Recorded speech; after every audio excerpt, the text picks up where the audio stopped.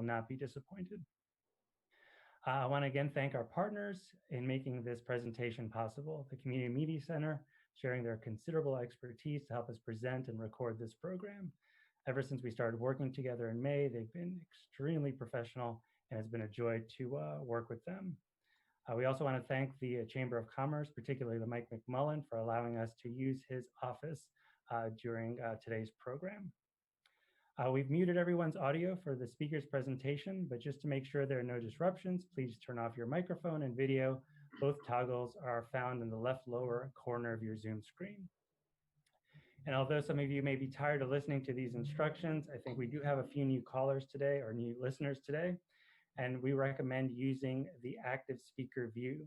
On the top right-hand side of your Zoom screen, if you see the word speaker, you're fine. If you see gallery, switch it to speaker. This way the speaker will be the largest window on your screen. There'll also be opportunities to ask questions at the end of the talk. To ask a question via Zoom, you can raise your hand or use the chat box. To raise your hand, move your mouse to the bottom of the Zoom window and a menu will appear, or on the top of your screen if you're using an iPad. Tap on the participant button and that'll bring up a list of participants. At the bottom of the participant list, you'll see a raise hand box, sort of like that, and click on that, and then you'll see a dialog box asking you to allow us to unmute you. Once you've clicked yes, your mic will be live and you can ask your question. Or you can use the chat box feature on the bottom of your Zoom screen. You can type in your question, which I will read out loud.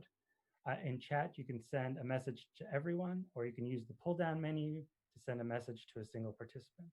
And I'll go ahead and review these instructions at the end of today's presentation. But now it is my great pleasure to introduce Sam Riley. Sam is a Maryland attorney who practices in the area of civil litigation and regulatory matters. He earned his JD from the University of Maryland School of Law. After a 30-year dual military career, Sam retired in 2015 as a colonel in the Maryland Army National Guard.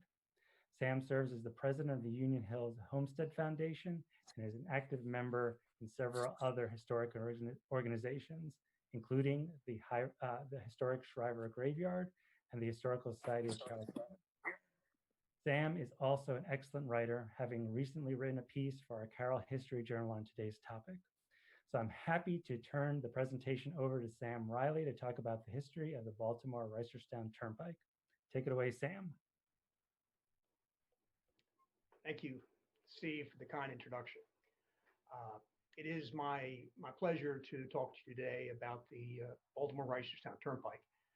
This presentation is a follow-on to a piece I wrote in the Carroll History Journal, and so I will try not to repeat the material too much from that piece. Instead, I'll try to tie this road to some larger transportation stories.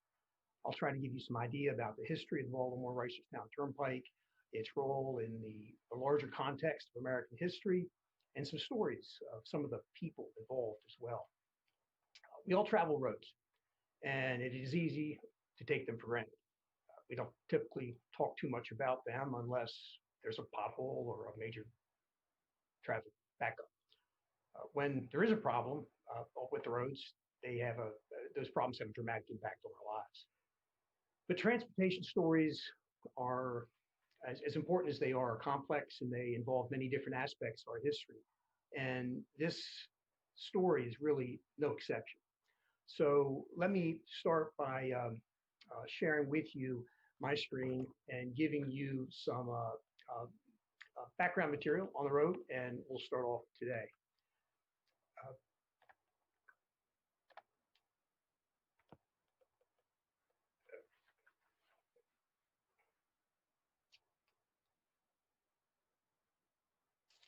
Okay, I think you've got that. And let me change my view, and maybe it will make it even easier. So this is the Baltimore-Reisterstown Turnpike story. It's the story of an important transportation project that played a key role in the history of our county and in the history of our nation. And among the major features with the road was this very attractive bridge over Big Pipe Creek in Union Mills. This bridge and others like it were center stage in a much larger story of the Turnpike era that extended from about 1810 till 1840, before these roads were eclipsed by other means of transportation.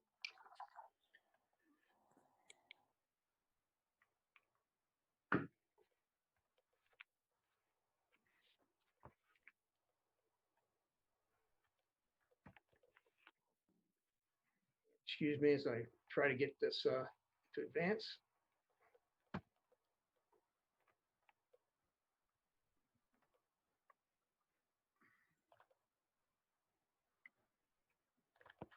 There we go. So apologize for the technical fun with the Zoom.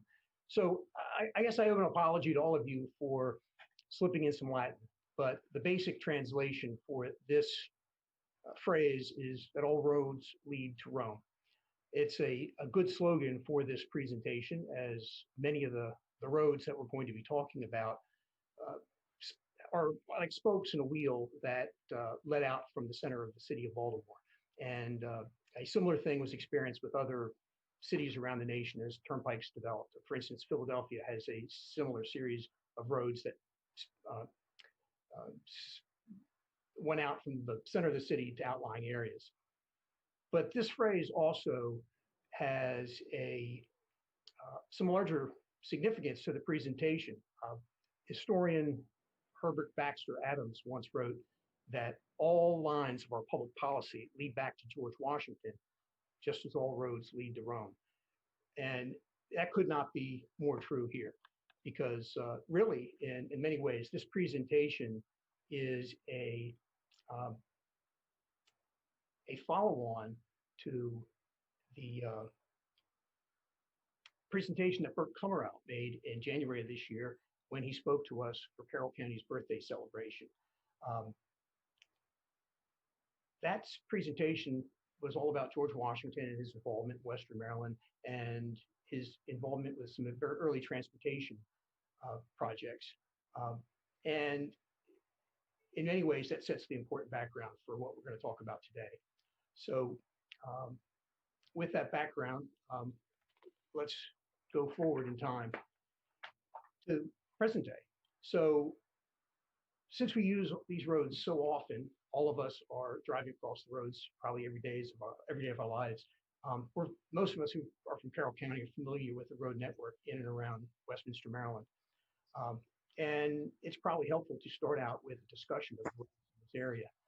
Route 140 is a major thoroughfare, and if you look at the state highway map that shows traffic counts, you can see that there's quite a bit of traffic that travels through Route 140 here in Westminster. So this traffic count is actually the second highest in the county. It's second to the traffic count down in Route 70 in Sykesville, where Route 70 cuts through the bottom quarter of Carroll County.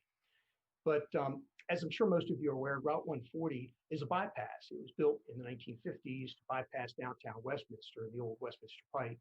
And so here's a depiction of what the original Turnpike route was through Westminster.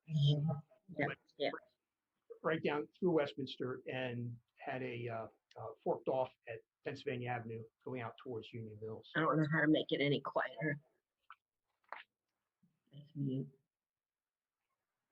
So the Baltimore-Reisterstown Turnpike's birthday, I suppose, is January 12th, 1805, when the Maryland General Assembly passed legislation authorizing the incorporation of 3 turnpike companies.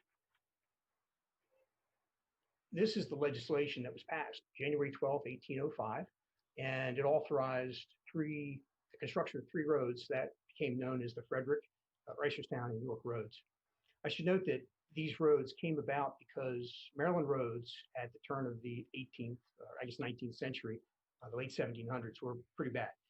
It was, on the whole, not sufficient for the state's needs. There were constant complaints about the condition of roads, and there were constant requests to the General Assembly to do something about it. And while there have been repeated efforts to do something, those efforts on the whole had been unsuccessful. The result was this Turnpike legislation that was passed and had a almost immediate impact on Maryland. So this legislation resulted in these 3 turnpike companies, and as a result, Maryland was among the first to successfully use turnpikes to build roads and to establish an effective transportation system in the area. The idea of a turnpike was essentially, it was literally a turnpike that was a bar to something that kept you passing, at which point they would take a toll. And this was an idea that was inspired by toll bridges and toll roads in England. So most of our early roads developed in I would say current map, but most of our early roads developed over early Native American footpaths and trails, and only later developed into the roads that we know today. So one of those important early Native American paths was the Monocacy Road, which went from southern Pennsylvania down towards the Monocacy through what we now call Frederick, Maryland. And the second major thoroughfare Native American route was the Patapsco Road, which went from southern Pennsylvania down towards the Reisterstown area, north branch of the Patapsco is. The general idea in road development was you started with animal trails and then footpaths to horse paths to wagon trails, roads, and then eventually, hopefully, improved roads as we know them now. So roads at the turn of the century, as I said, were pretty bad, and but they were roads, and including roads as depicted on this map from Baltimore out to Reisterstown where it forked, and then there was a route going up to Hanover and a route to Littlestown through Westminster. The Turnpike legislation, as authorized, was specified that the turnpikes were to be built over existing roads wherever possible, and that's what happened with the Baltimore-Reisterstown Turnpike.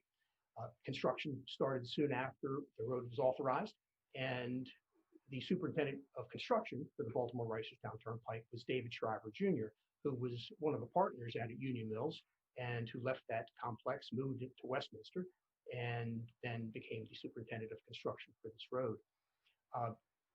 Other roads also were authorized by the Turnpike, by the legislation in 1805, including the Frederick Road and the York Road, which are still existing roads today, obviously bypassed by pretty major highways, Route 70 and 83 North. So these roads were important links, providing a connection between outlying mills and outlying farmers and the city of Baltimore, where the port provided a great market for their products to be exported overseas. So there were many business opportunities that came along by the construction of these turnpikes, and the business opportunities arose for many people, including the Shrivers at Union Mills. But the road construction projects were also springboards for those involved. And as we will see, the Reisterstown Road project, which was built by David Shriver Jr., became a springboard for his career as well. So to really understand the significance of the Baltimore-Reisterstown Turnpike, it really requires a discussion of historic routes westward. So this is an image, a view of Route 68 in Western Maryland that is at Sidling Hill, and it gives you a sense of just how challenging a transportation project it is to build a road through Western Maryland. This road, when it was built, Route 68, served as a modern replacement for all the other historic routes westward through the Cumberland area.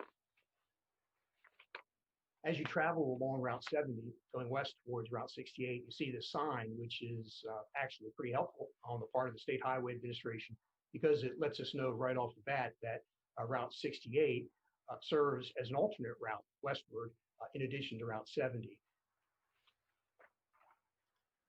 So to put the Baltimore-Reisterstown Turnpike in proper context, it's probably easiest to make reference to maps. And when you look at these old maps from the 18th and 19th centuries, some things become readily apparent.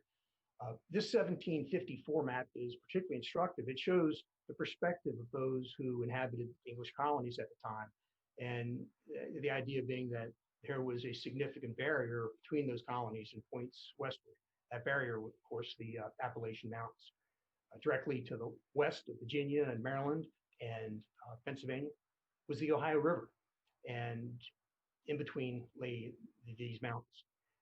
And the mountains were not just a physical barrier, but they were political as well, because they served essentially as a de facto border between the English and the French.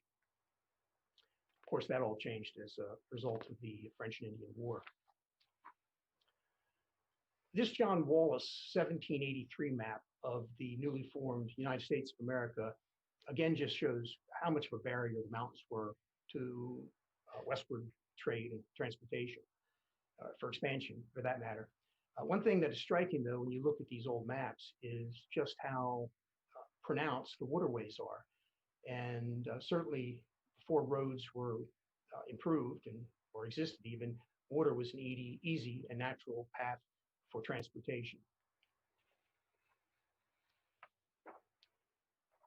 Looking at the same area with the benefit of modern technology, it's easy to look at just the waterways. And this hydrology map is helpful in showing why in the mid-1700s there was this inclination to find some way westward that involved water. Maybe you could just travel up the Potomac and then find a portage over to the Allegheny or the Monongahela, and you were set. You had access to the Ohio River and ways westward.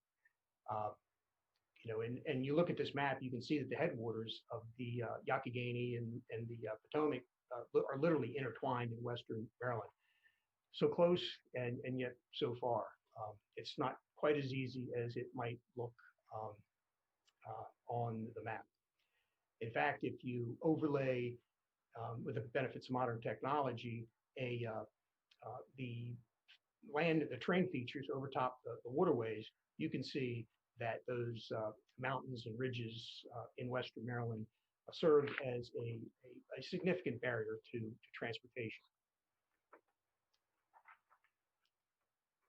A current map of the area shows the road network as they now exist.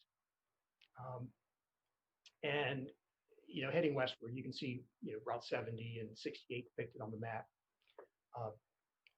Overlaid now on top of this map, I put the 19th century route from Baltimore to Pittsburgh.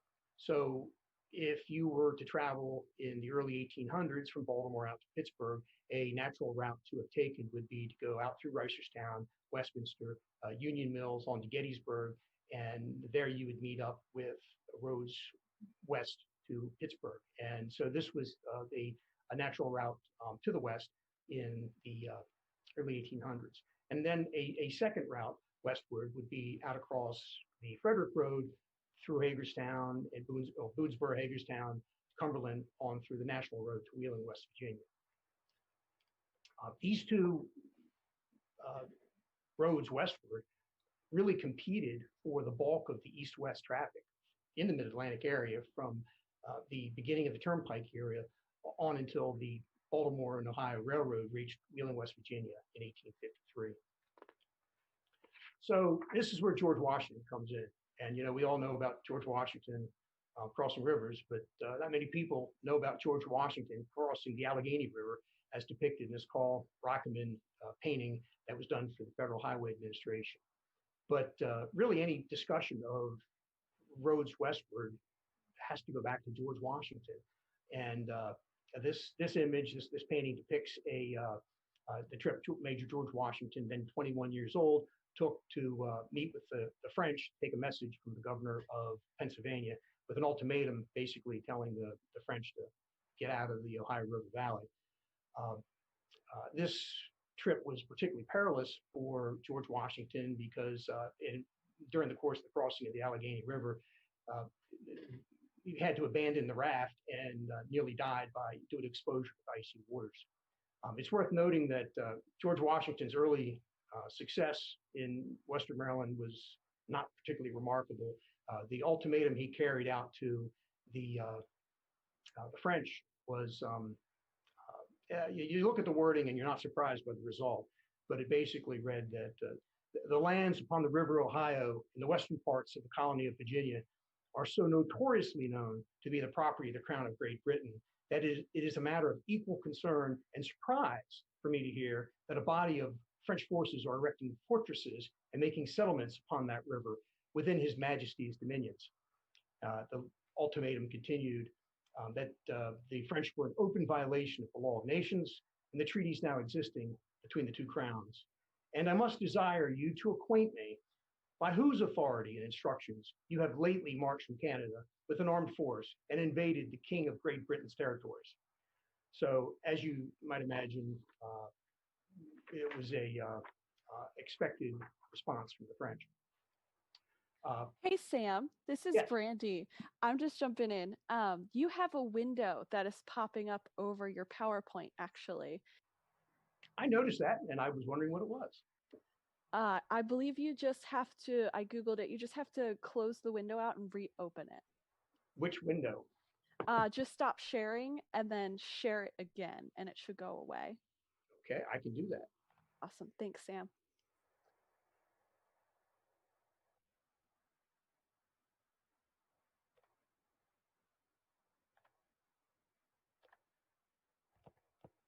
You gotta love Google. So thank you for solving that, Brandy. That's been terrorizing me for the last few minutes. As explained by Bert Kummerow in his presentation for Carroll County's birthday celebration, George Washington had quite a bit of experience in the westward area, traveling in the areas of the Ohio River Valley and Western Maryland, including the 1753 diplomatic trip and some disastrous military forays in 1754 and 1755. This recent photo is a photo of the reconstruction of Fort Necessity, and is while it is a reconstruction, it is nice to see this clearing in which George Washington basically suffered such a ignominious defeat to the French, surrendering to a French force in 1754. One benefit, though, of this trip westward was that George Washington improved the roads through the mountains west, through Cumberland, onto the Allegheny and beyond, so that there was an early road through Western Maryland, then called Washington's Road.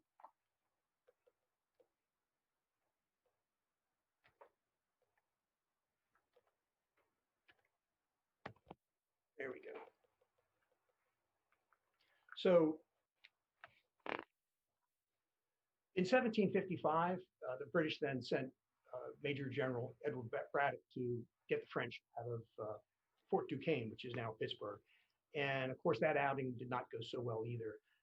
But again, one benefit of this trip, as depicted in this Carl Rockeman painting, is that Braddock improved the road through the mountains of Western Maryland on through Pennsylvania with capability to have wagon traffic. And of course, that was of great significance in improving the roads westward. Unfortunately, things didn't go so well for General Braddock. That expedition ended with a defeat at the Battle of the Monongahela, and Braddock died and was kind of famously buried in the middle of the road, literally in the middle of the road, because they didn't want his body to be desecrated. So they buried the body, and then George Washington led the burial party. They buried poor General Braddock, and they drove the wagons over top the grave so they could hide the grave. The war was now in full swing as a result of all this, and Washington was in command of Virginia forces and made a headquarters for a period of time in Cumberland, Maryland. This is notable in that this headquarters was just a few feet away, literally from what became the starting point of the National Road. And really, it's true to say that there's probably no American in the 19th century who had any better insight than George Washington as to the value of an effective means of transportation westward. He's been called the father of our country, and he can probably be called the father of the westward turnpikes. His vision for westward transportation really served as the foundation for all the road construction that followed. So from this headquarters, though, George Washington experienced one of the low points in his military career. And this was another nice story that was explained by Burt Kummerow, but the idea was that, after General Braddock's loss, General Forbes came along, and Brigadier General John Forbes was sent by the British to capture Fort Duquesne. And he had a much larger army, and he also had different ideas as to how to get to Pittsburgh. So his idea was, from Pennsylvania, it's like, well, if he came from Philadelphia, essentially, I'm going to go straight across the state, and decided to build a road that is depicted here. This is essentially the route of Route 30 today, the Lincoln Highway. But George Washington didn't think this was such a good idea, and he strongly opposed it and told General Forbes what he thought. And here he earned a reprimand from the British general for being impudent, essentially. So this is the overlay of the turnpike that eventually was built, but it was also Washington's Road and Braddock's Road, with the exception that after passing Laurel Ridge, there was basically a bypass that went up towards where Braddock sustained the loss of Battle of Monongahela in the south of Philadelphia. So, as General Forbes builds this road westward across Pennsylvania, he really wasn't the first person to go over this route. There had been traders that had been traveling over these hills to western Pennsylvania, and this is another Rockman painting that shows these early traders building this or establishing a trail over the Pennsylvania, over the Alleghenies into the Pittsburgh area. As General Forbes went across Pennsylvania, he was smart enough to protect his lines of communication, his route, and he built forts all along the road. This is a photograph of Fort Ligonier in Ligonier, Pennsylvania, one of the forts that he established. So as a result, though, he had established a pretty good road across Pennsylvania that after years of war and then revolution, that road, again, being improved by the state of Pennsylvania, the road to Pittsburgh eventually became known as the Pennsylvania Road. And it's kind of significant because it ties into another turnpike that is probably the grandfather of all turnpikes, the Philadelphia-Lancaster Turnpike. This is a stock certificate for that company. It was established in 1792 and notably was the first privately funded turnpike in the nation, built with private capital from stockholders who invested to provide the funds to build the road. And probably most important also, I guess, second most important was that it was also the first improved road in the country, actually paved with stone with a stone base so that the road would not rut so badly as roads tended to do. And this road literally inspired the Turnpike era. Here's another Rockman image that depicts the Turnpike between Philadelphia and Lancaster. And again, it was an improved road. It was a pretty well-built road and was well known and was an inspiration for the whole Turnpike era. It's also a significant route, worth noting, because that's the same route that was used by so many immigrants who came into Pennsylvania or into Philadelphia, and including many of the German immigrants who came into Philadelphia, came across Pennsylvania and settled in northern parts of Maryland, including Carroll County. But then this road linked to eventually to York, and Gettysburg, and Chambersburg, providing that improved road all the way across the state of Pennsylvania. When Forbes built his road, he tried to build it as straight as possible, and it's kind of neat as you stand on the Forbes Road or on the Lincoln Highway today, Route 30, you can see that straight shot across all these intervening ridges as Forbes was trying to build that road as efficiently as possible, and you can still see that today. So switching now to the southern route across, getting westward, is the National Road. This road, in many ways, was a dream of George Washington's. He had been urging the road to be built westward for years, going back to the mid-1700s. And these dreams were realized when in on March 29th, 1806, Congress passed an act authorizing the construction of the Turnpike Road, federally funded Turnpike Road, the first federal infrastructure project in our nation's history. Here you can see the statute continuing, and it talks about the authorization to build a highway from Cumberland to the Ohio River. So significant to our story is that David Shriver, who had built the Baltimore-Reisterstown Turnpike, was successful in securing an appointment to be superintendent of construction for the National Road.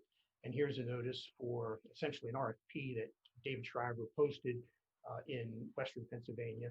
Although the date here, 1819, is after the Turnpike, the National Road, the Cumberland Road was completed, it's kind of important to note that these roads were constantly needing repair and improvements, and the road was nonstop. The work was nonstop on these roads over the years until they, well, as you know, the work is still continuing on.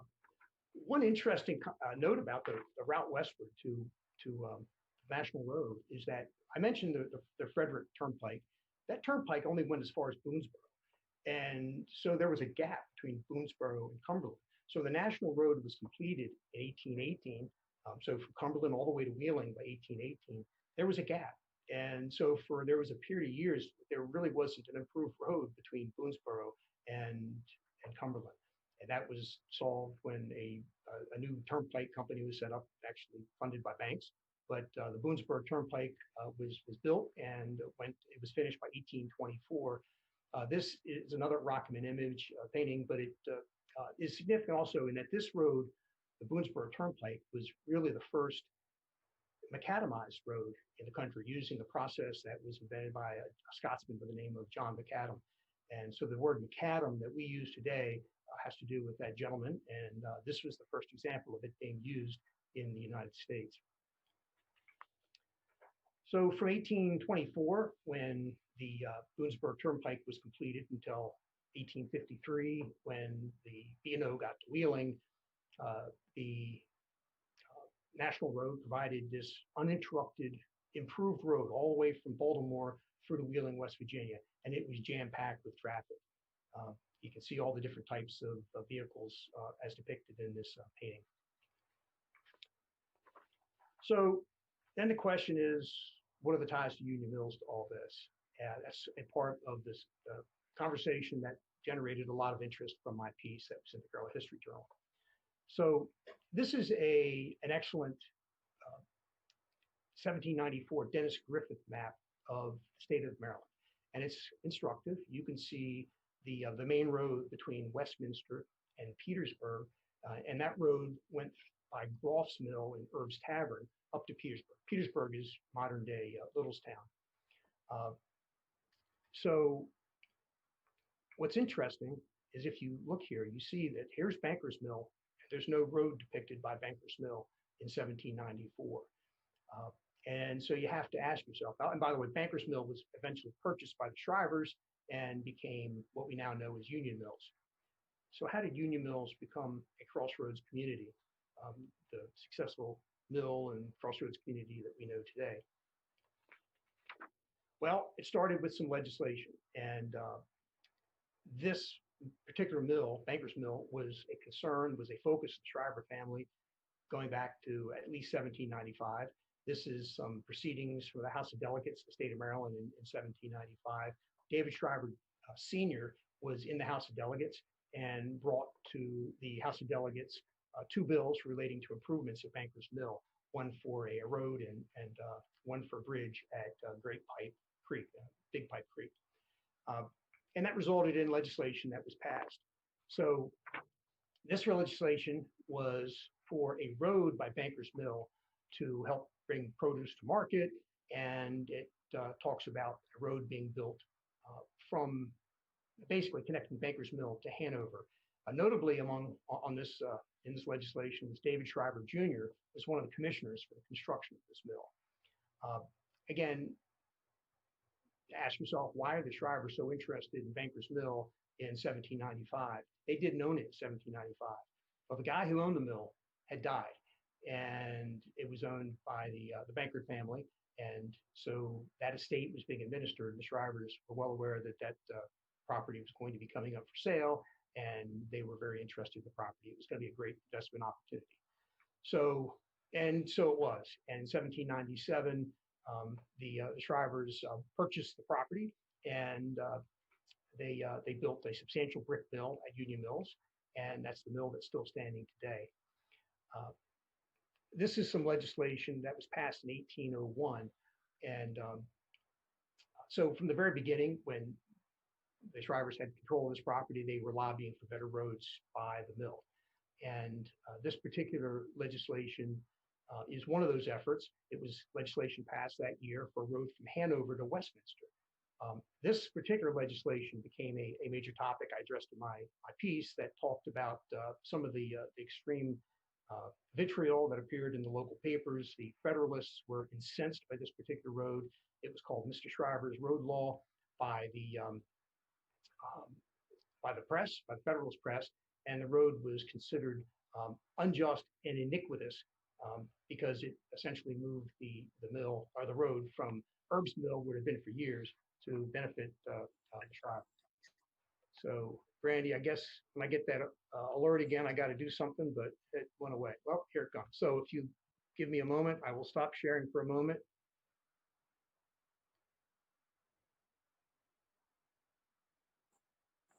Go back, I think.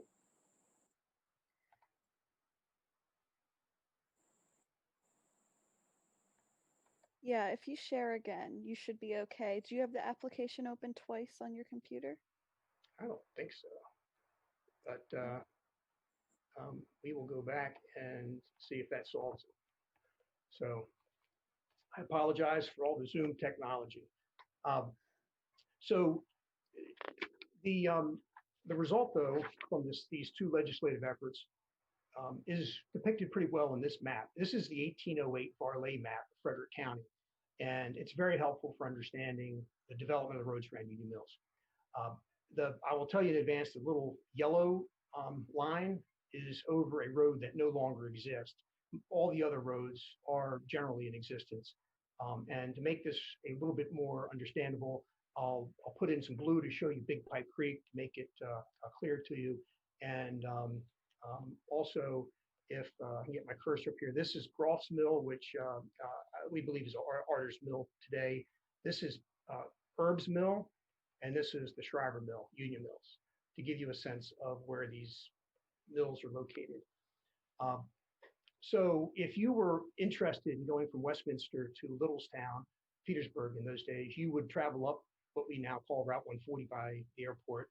And when you get to where Stone Road is, the road went over over a route that is a combination of Stone Road and Arter's Mill Road to Groff's Mill. And then from there up to Littlestown, Pennsylvania. That was the main road back in 1794.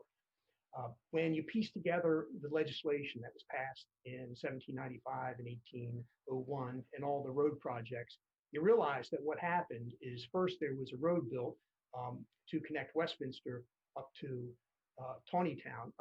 Westminster to Hanover. And then secondly, a road was built connecting this road to the road to Petersburg. And as a result, you get this nice little intersection at Union Mills, and the route by Groff's Mill became less important, and the road that went by Herb's Mill became irrelevant because a much better road was built paralleling it, and that then became the route of the Turnpike, and that, of course, got the Herbs pretty upset, and there was quite a bit of back and forth. And I will say, I'm not going to go into the letters that were back and forth between David Shriver Sr. and his son, but you can't help it but feel a little bit for the Herbs when Andrew Shriver just said in writing in black and white that he was hoping this legislation would pass so that he could benefit by getting the traffic that had previously been going to the Herbs in their mill. So this is the Herbs complained there was legislation passed around 1810 that gave them an opportunity to be compensated for some of their losses.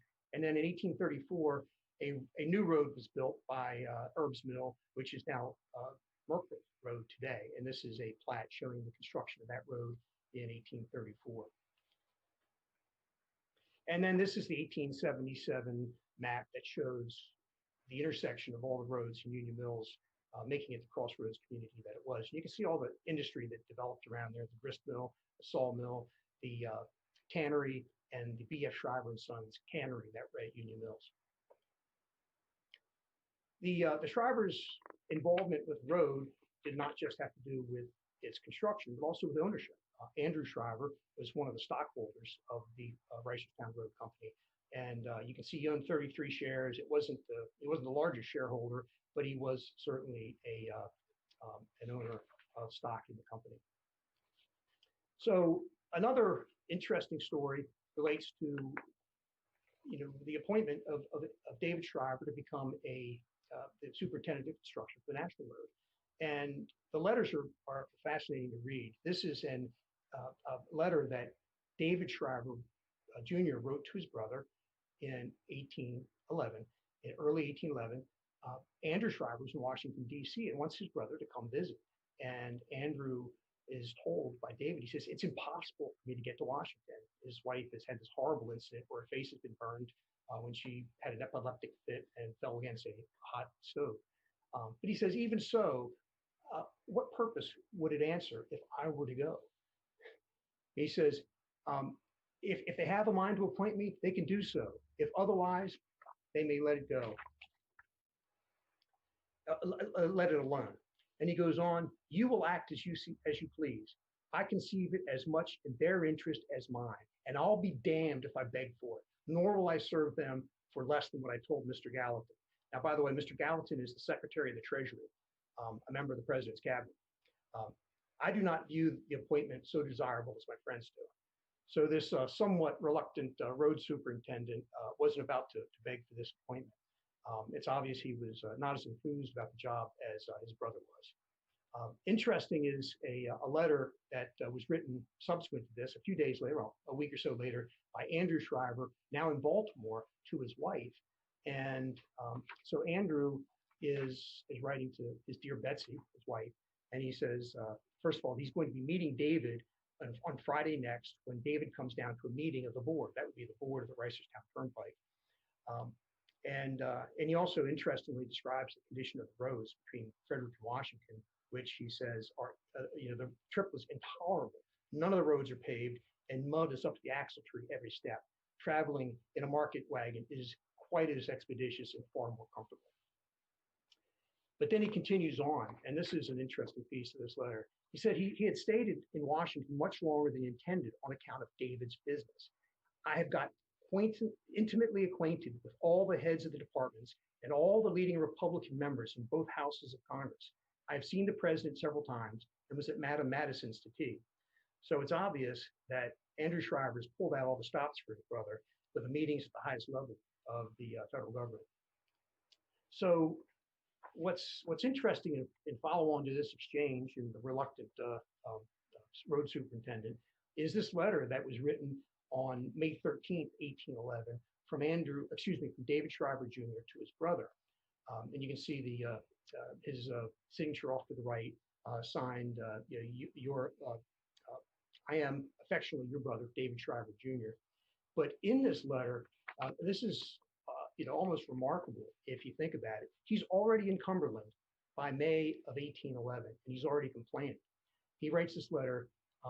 He'd already talked to his brother Abraham about it, but he writes on, he says, I wrote Mr. G, that would be Mr. Gallatin, the Secretary of the Treasury, and the week after again, and as yet have received no answer. The contractors did not arrive here until about the first of the month. He continues, I am alarmed at this kind of conduct. It will confine the management of the road in such a way as will make it next to impossible to do anything. I think if I find this to be the case, it would be best for me to be rid of this business immediately. This letter has never been published before. We pulled this out of our files, and it's almost remarkable in considering, I guess, how difficult it was on David Shriver Jr.'s part in building this road and all the complexities involved. And I should note that these contracts for the construction of the road, once he wrote them on behalf of the United States, they had to go down to Washington, and each of these contracts was signed individually by the President of the United States. So it was a bureaucratic hurdle that he obviously did not enjoy, and he must obviously, it's obvious he was frustrated by these delays that he experienced. I guess delays about, or complaints about government bureaucracy, some things never change. So let's talk about some of the turnpike infrastructure along the way. Obviously, this infrastructure that we built were a key part of all these turnpikes. This is a view of from the Maryland Historic Trust files on the bridge over the north branch of the Patapsco River, basically right where Route 140 crosses over into Carroll County today. This bridge has been bypassed and it does still exist. But I love this image because it just showed us just how attractive countryside there was around the Glen Falls area around the bridge. Here's another image of this bridge, and it's just showing you what's overgrown, all the growth around it. This bridge is usually underwater. It's partially submerged, at least most of the time. And when you get a close-up view of the bridge from the Maryland Historic Trust files, it's just interesting to see the style of construction of the stonework. And then, of course, this is the Bracerstown Turnpike Bridge over Big Pipe Creek in Union Mills. This Hanson Bridge was built in about 1807 or 1808, and it remained until 1933 when it washed out in a storm that year. This photo, I should note, was taken by Shriver and is also from the Union Mills Homestead's collection. So this bridge is the Castleman River Bridge in Western Maryland. It was it's in Grantsville, Maryland, and west of Cumberland. It was part of the Cumberland Road, and one of the first major infrastructure projects that were done as part of the David Shriver's road work. And it was obviously a major set of contracts that had to be put in place to get this road built. When it was built, this was the longest single span for any bridge in the nation at the time. It was a marvel when it was built, and it was somewhat, I guess there were some skeptics when it was built. Some folks didn't think that this bridge would stand when the supporting timbers were taken away. And there's a legend that David Shriver became so concerned that maybe the skeptics were right, that the night before the public unveiling, he had all the supporting timbers taken down to make sure that this bridge was going to still be there before the public unveiling. And as the timbers were taken down, he stood underneath the bridge, and the quote was, "I might as well be dead if this bridge collapses." And I should note that at the bottom of this bridge that's my mom. This is an old picture that was taken by my parents many years ago, but of all the pictures I have of the bridge, this was really the best one to show kind of the perspective of just how big this bridge is. The bridge is still in existence, a state park out in Western Maryland, and is a National Historic Landmark. So turnpikes obviously had toll gates. You had to pay a toll to use these roads, and this is a neat image from the Historical Society of Carroll County that shows the turnpike toll gate at basically, well, just south of, it's on Route 97 today on the Pennsylvania Road, the turnpike, just south of Crider's Church Road. So this would be about where the clover leaf is for Route 140, where it goes over top of Route 97. So anyway, you get a sense of what these toll gates were like as you traveled through along the road. The legislation specified that there were to be milestones every mile along the route of the road of the turnpike, and this is a particularly well-preserved milestone just north of Westminster in the airport area. It's still there, and you can see it says 31 M to B, meaning that it's a 31-mile mark. 31. This is milestone 31 for it's 31 miles to Baltimore. So this portion of the 1862 Martinet map is kind of nifty in that it shows all the milestones in the Finksburg area. So you can see milestone 19, 20, and 21 right here on this map. And next to milestone 20, you can see that it's indicated that there was a toll gate. These toll gates were generally every 10 miles or so.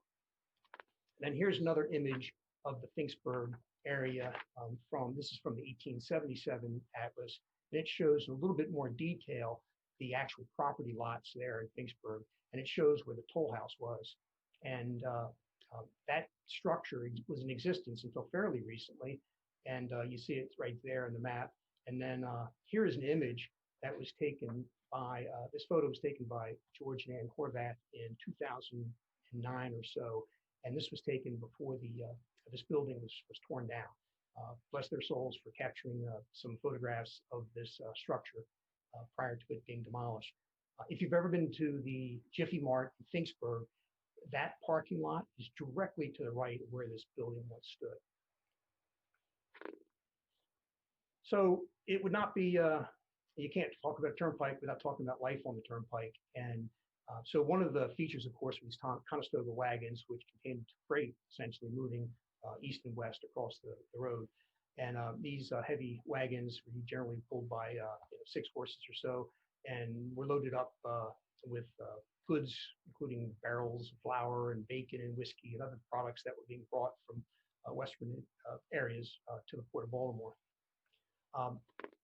It's kind of hard to get a read on exactly what the traffic was, but this is a piece of the public was this fellow, John Rittenauer, wrote this piece in 1921 in the Western Pennsylvania Historical Magazine. And he came up with some information on what the traffic was on the Pennsylvania Road east of Pittsburgh on Chestnut Ridge. And you can look at those numbers, and it's remarkable when you think about it, just the number of horses that were going by this one toll gate. And you can see how the traffic was heavily weighted towards the 5 and 6 horse vehicles, which would have been the Conestoga wagons. Travel by stage was another way to get around. So obviously, if you needed to, move, this is kind of the public transportation of the era, you would go by stage. And it certainly seems romantic in theory, but apparently the travel was not so comfortable. And in fact, several of the accounts are harrowing when you read what it was like to travel on these stages.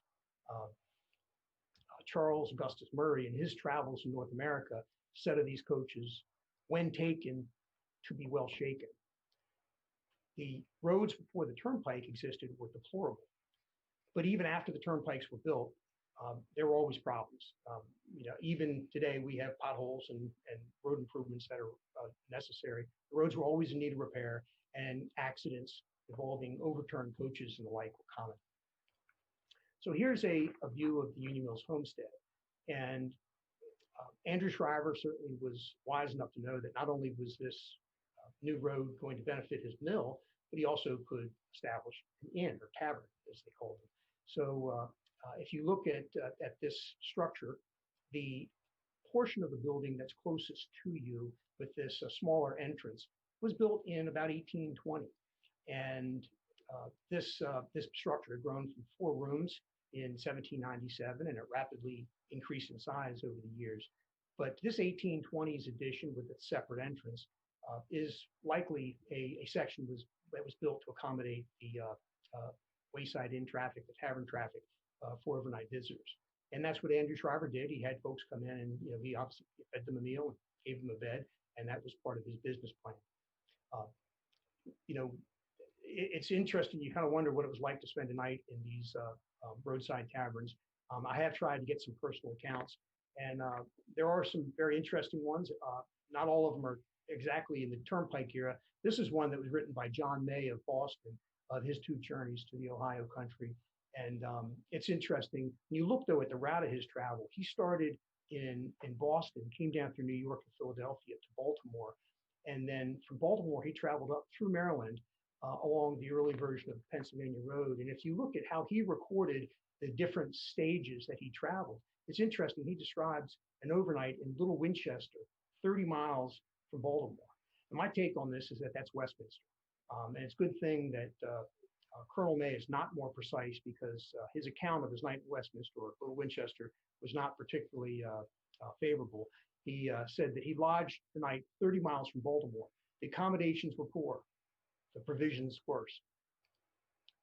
Interesting, his mileage, though, if you look at that mileage, 247, and that's from Baltimore to the Monongahela.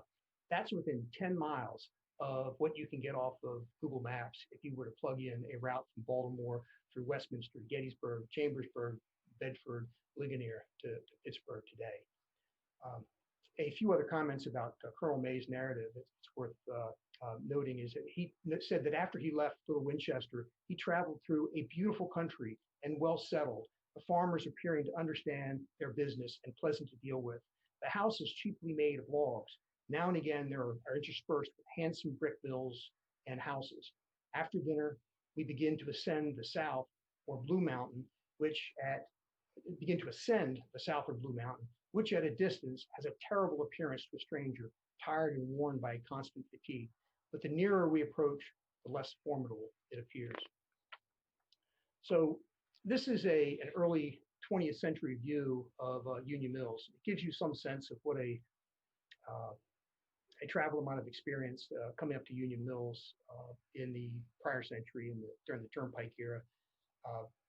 Now we've got some accounts of some travelers who were at Union Mills, and they're all favorable, so I don't have any bad stories to tell about Union Mills.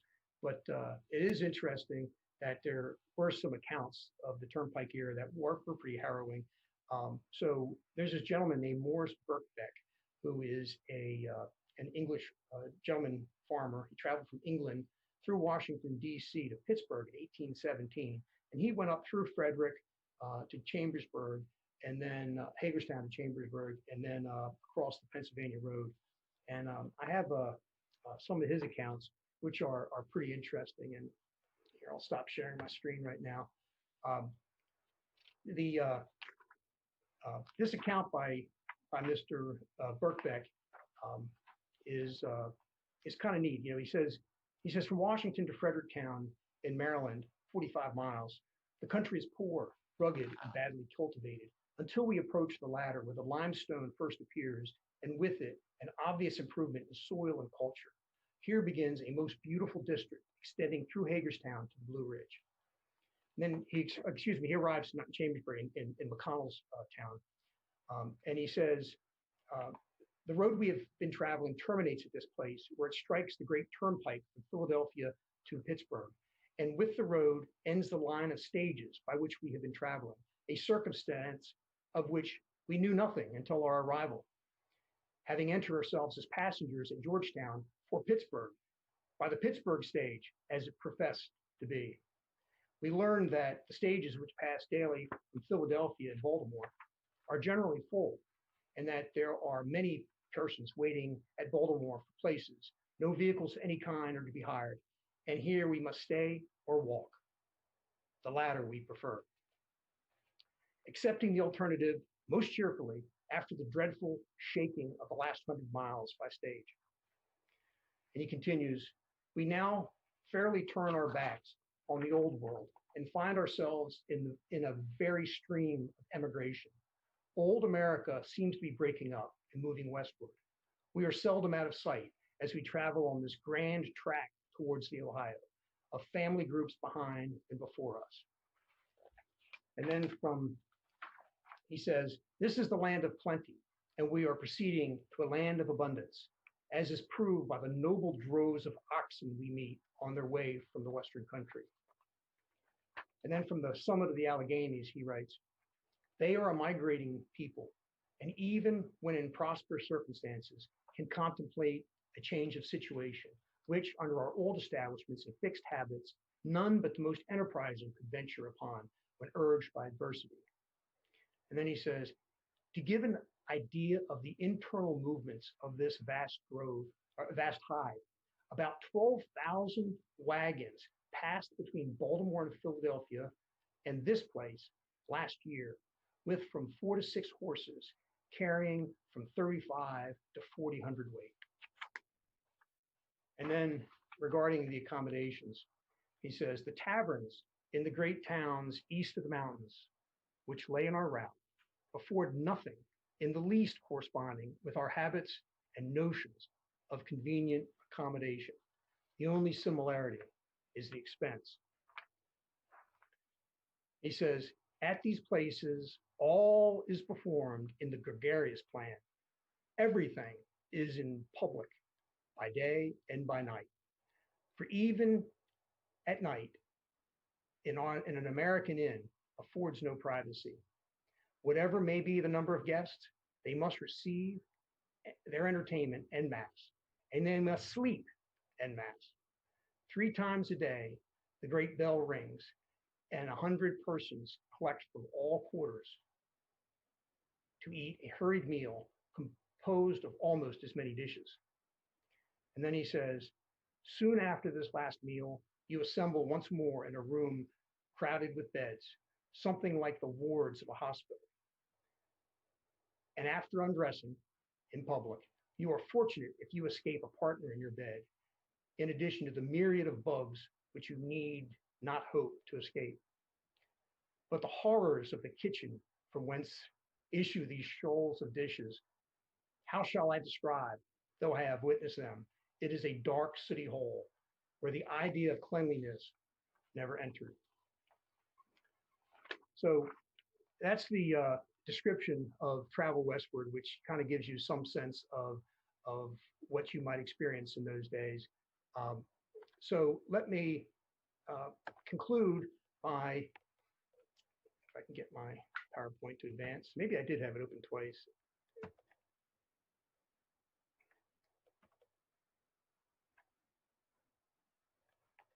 Well, I'm not going to advance, it doesn't seem. So I had some acknowledgements that I wanted to make, and I guess I can do those just by telling you. There's a lot of material that I used today, and I apologize for taking so much of your time. There were many organizations who provided some absolute incredible assistance, and some people I should mention, including Mimi Ashcraft, Jeff Duvall, Ann Horvath.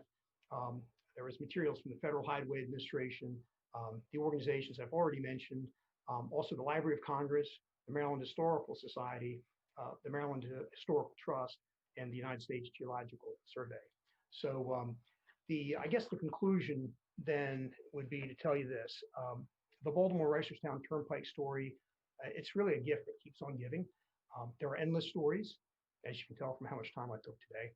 And there are just so many stories of triumph and tragedy along this road's length and connecting byways. But if you think about it, buried beneath all this concrete and macadam on these roads that we're traveling today, really is there are just layers and layers of hard work of our ancestors in building the roads that allowed our country to be established. And then over those roads traveled just so many ambitions of thousands of Americans who were seeking a better life. So if you think about it, this road really was one step forward in achieving the dreams of our new Carroll County that was formed in 1837 and the dreams of our new nation. So thank you very much today, and I appreciate your attention.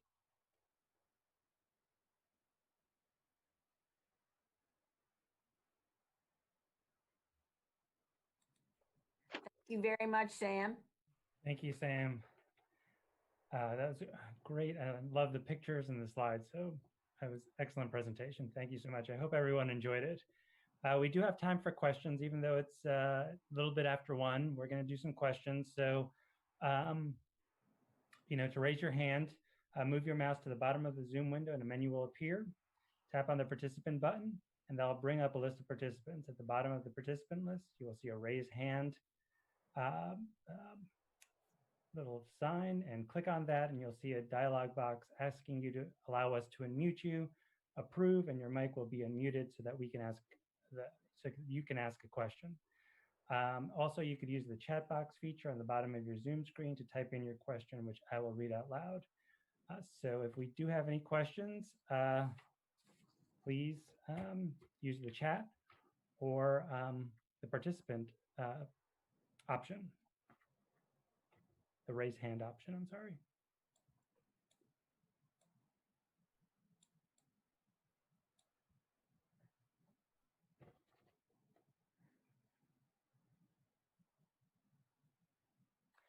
So we do have a question from Donna, and she's asking, wondering where his Shriver letters came from. So that's a great question, actually. Most of the Shriver letters are at the Maryland Historical Society. Over the years, many of these original letters have been donated to the Maryland Historical Society to ensure, from the Union Mills Homestead Foundation to the Maryland Historical Society to provide the appropriate level of preservation. The papers are one of the largest collections of family papers in the state of Maryland, and that's where those letters are. Some of them have been published. The ones from the 1811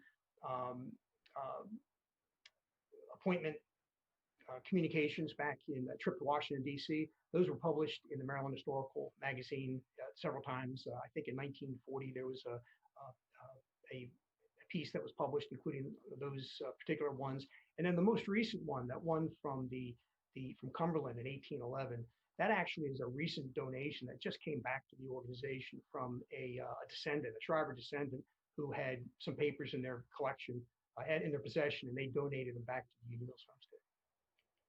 Thank you.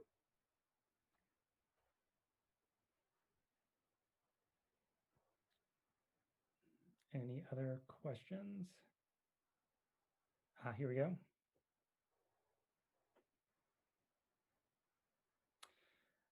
So one person's asking about the toll houses. When did these Maryland Turnpike stop having the toll houses, or when did they kind of? Oh, yeah, that's another great question. Actually, the toll road remained in effect. The Turnpike remained, the Bracerstown Turnpike remained until I think it's 1915. I don't have it at the top of my head. It was maybe 1914, 1915. The Turnpike Company sold the road to the state highway. Well, I guess to the State Roads Commission it was then. And so, yeah, you were paying tolls until 1915 or so on that road. We do have another question coming in. So during your research, did you uncover any information on the road from Reisterstown through Upper Cove to Manchester and on to Hanover? So, yeah, the road from Reisterstown through Hampstead, Manchester, on to Hanover, that was part of the Turnpike. That was an equal part of the whole Turnpike as it was built and envisioned.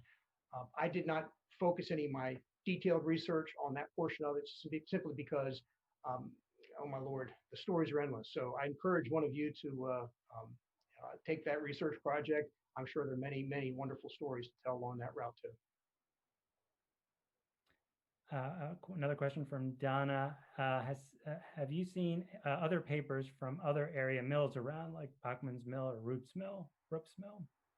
So again, that's another great story. And I love to interpret this when people come to visit Union Mills. People are kind of amazed that we just have so much that's been preserved at Union Mills. It really is a unique resource in many ways. The way I interpret it is that if you look at a map of Carroll County, actually just look at a map, and we have one at Union Mills that shows the Pipe Creek watershed that went from Manchester to Detour. I think there were 55 mills in that one area. So there are a lot of mills in Carroll County, and that's only one part of Carroll County, by the way. But there was only one mill that had the Turnpike come directly to its front door, and that was Union Mills. So I guess on the one hand, I'd say that Union Mills were uniquely successful because of the location of the road to the front door. And then the second thing was, partly because the Shrivers, being good Pennsylvania Dutch, they didn't throw anything away, and they kept everything. If you've ever read Pastime, which is our published letters and diaries from the Civil War era, it's jam-packed with every letter written from that era, 1861 to 1865, including many very almost embarrassing love letters. And you're kind of blushing as you're reading it. And then at the end, the person had written, "Oh, please be sure to destroy this letter."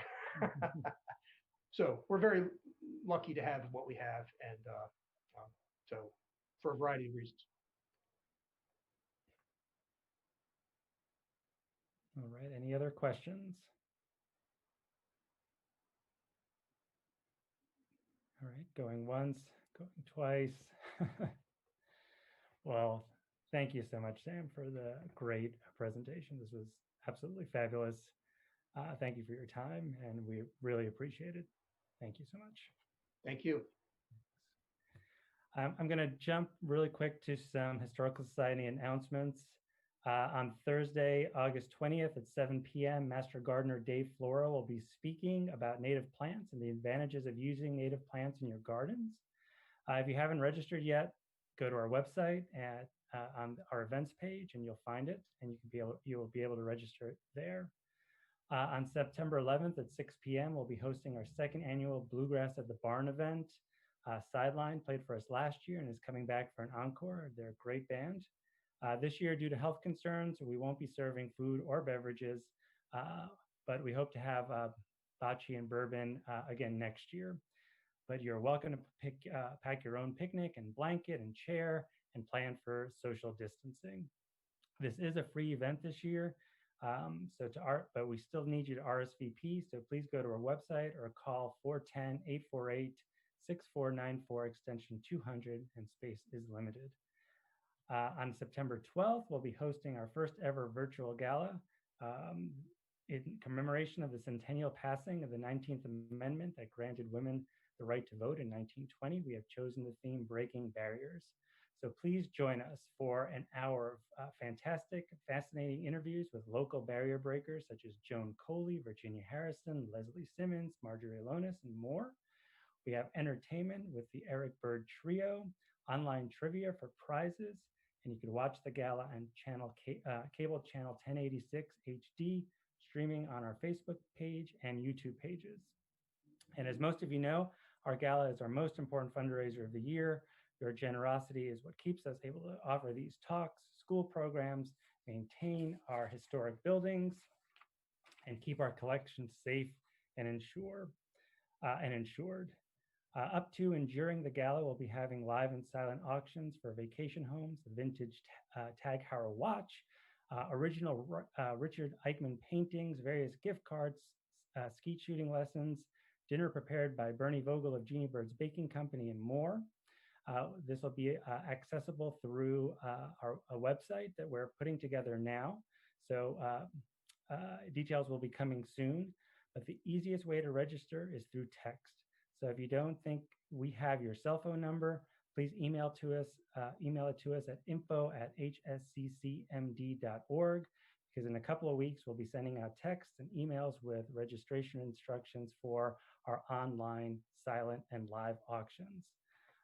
And lastly, Mimi Ashcraft, or Mary Ashcraft, co-author of a book entitled Historic Westminster Cemetery and Union Meeting House, will lead a guided tour of the Westminster Cemetery on October 3rd at 2 p.m.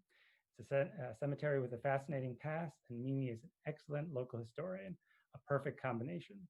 The tour costs $5 for HSCC members and $10 for non-members, or you can purchase a combination ticket, which includes a tour plus an autographed copy of the book. Tickets must be purchased in advance, and space is very limited for this event. So please call again, 410-848-6494, extension 200 to register. And I think that's it. We've kind of gone over our time. So I just want to tell everyone that, just want to wish everyone good health, and we'll see you Thursday night for our Talk of the Tavern with Dave Flora. Thank you all very much, and we look forward to seeing you again. Have a great afternoon. Bye-bye.